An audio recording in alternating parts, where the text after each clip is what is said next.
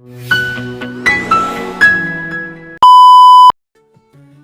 ఎపిసోడ్లో మనం మహాభారత రచన ఎలా జరిగింది, వేదవ్యాసుడికి మరియు వినాయకుడికి జరిగిన ఒప్పందాలేంటి అన్న విషయాలు మనం తెలుసుకున్నాం కదా. అయితే ఈ రోజు మనం మాట్లాడుకోబోయేది మహాభారతం లాంటి గొప్ప ఇతిహాసాలలో అతి ముఖ్యమైన భరత వంశం గురించి. ఈ వంశం ఎలా మొదలైంది, ఎవరెవరు ఈ రాజ్యాన్ని శ్రేష్టంగా పరిపాలించారు అన్న విషయాలు తెలుసుకుందాం. పదండి వెళ్దాం. మహాభారత కథకు మూలం భరత వంశం. ఈ వంశం ప్రారంభమైనది దుష్యంతుడు మరియు శకుంతల దంపతుల కుమారుడైన భరత చక్రవర్తితో. భరతుడు మహాపరాక్రమి.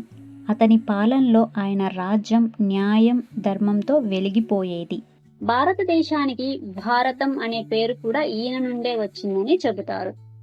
భరతుడి తర్వాత వచ్చిన రాజు హస్తి. ఈయన హస్తినాపురాన్ని స్థాపించారు. మనం మహాభారతంలో తరచూ వింటూనే ఉంటాం కదా, హస్తినాపురం హస్తినాపురం అని. అది ఇక్కడి నుంచే మొదలయ్యింది. హస్తి అనే రాజు యొక్క పాలనలో రాజ్యం మరింత బలపడింది. హస్తి తర్వాత రాజ్యాన్ని పరిపాలించిన రాజు కురురాజు. కురు వంశానికి మూలకర్త. ఈయన పాలనలో కురుక్షేత్రం ఒక పవిత్ర స్థలంగా మారింది. ఈ కురుక్షేత్రమే తర్వాత మహాభారత యుద్ధానికి వేదిక అవుతుంది. తరువాత వచ్చిన ప్రతీప మహారాజు హస్తినాపురాన్ని విజయవంతంగా పరిపాలించారు. ఈయన ఒక గొప్ప ధర్మవతుడు, న్యాయవంతుడు. ఈయన పాలనలో రాజ్యం సుస్థిరంగా ఉంది. తర్వాత ప్రతీప మహారాజు తన కుమారుడైన శాంతనుడిని రాజుగా చేస్తాడు. శాంతనుడు ఒక గొప్ప రాజు, ధర్మవతుడు, న్యాయవంతుడు. ఈయన పాలనలో కూడా హస్తినాపురం ఎంతో సమృద్ధిగా వెలిగిపోతుంది. శాంతనుడి కథతో భరతవంశం మరో కీలక ఘట్టంలోకి అడుగు పెడుతోంది. ఒకరోజు శాంతనుడు గంగా నది తీరంలో విహరిస్తూ ఉంటాడు. అక్కడ ఒక అపురూపమైన సౌందర్యంతో కలిగిన ఒక మహిళను చూస్తాడు.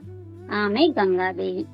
మాంత్రికమైన ఆకర్షణ, దివ్యమైన తేజస్సుతో ఉన్న ఆమెను చూసి శాంతనుడు తొలి చూపులోనే ప్రేమలో పడిపోతాడు.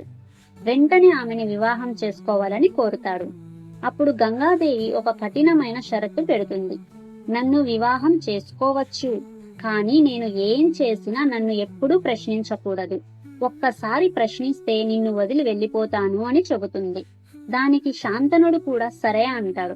ఎందుకు సరే అంటాడంటే అప్పటికే శాంతనుడు ఆమె ప్రేమలో పడిపోయి ఉంటాడు కాబట్టి. ఈ షరతుని ఈజీగా అంగీకరిస్తాడు. ఇలా ఇద్దరి వివాహం అయిపోతుంది. వివాహం తరువాత గంగాదేవికి ఒక్కొక్కరుగా 7 సంతానం కలుగుతారు. కానీ ఆమె ప్రతి బిడ్డను పుట్టిన వెంటనే గంగా నదిలో అణిచివేస్తుంది. శాంతనుడికి ఆ దృశ్యాన్ని చూసి హృదయం చిన్నాభిన్నం అయిపోతూ ఉంటుంది. కానీ షరత్తు వల్ల ఏమీ అడగలేక నిశ్శబ్దంగా బాధపడుతూ ఉండిపోతాడు. కానీ 8వ బిడ్డ పుట్టినప్పుడు శాంతనుడు తట్టుకోలేకపోతాడు. గంగాదేవిని నిలదీస్తాడు. అసలు నువ్వెవరు, ఎందుకు నా పిల్లల్ని చంపుతున్నావు అని. అప్పుడు గంగాదేవి తన అసలు రూపాన్ని చూపిస్తూ నిజం చెప్తుంది. నేను గంగాదేవిని. ఈ బిడ్డలు 8 మంది వసువులు ఒక శాపం వల్ల మానవ జన్మ పొందారు. వారు స్వర్గానికి తిరిగి వెళ్లాలంటే వారి భూలోక జీవితం త్వరగా ముగియాలి.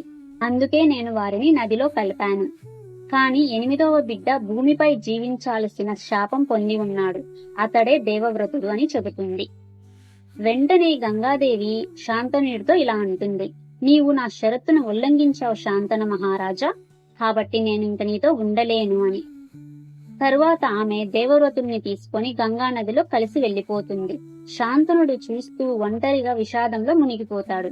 కొన్ని సంవత్సరాల తరువాత గంగాదేవి దేవవ్రతుడిని తిరిగి శాంతనుని వద్దకు తీసుకొని వస్తుంది. ఆ బాలుడే భవిష్యత్తులో భీష్ముడిగా మహాభారతంలో కీలక పాత్ర పోషిస్తాడు. శాంతనుడు మరియు గంగాదేవి కథ ఇంతటితో ముగుస్తుంది. ఇది భరత వంశం యొక్క ఆరంభ కథ. భరతుడి నుండి శాంతనుడి వరకు ఈ వంశం మహాభారత కథకు బలమైన పునాది వేసింది. నెక్స్ట్ ఎపిసోడ్ లో ఈ కథను మరింత ముందుకు తీసుకెళ్దాం. మీకు ఏదైనా డౌట్స్ ఉన్నా లేదంటే ఇంకేదైనా కొత్త విషయాలు తెలిస్తే నాకు కమెంట్ రూపంలో తెలియచేయండి. నా వీడియోస్ కనుక మీకు నచ్చినట్లయితే లైక్ చేయండి, షేర్ చేయండి, అలాగే సబ్స్క్రైబ్ చేసుకొని పక్కనే ఉన్న బెల్ ఐకాన్ మీద క్లిక్ చేయండి. Thanks for watching.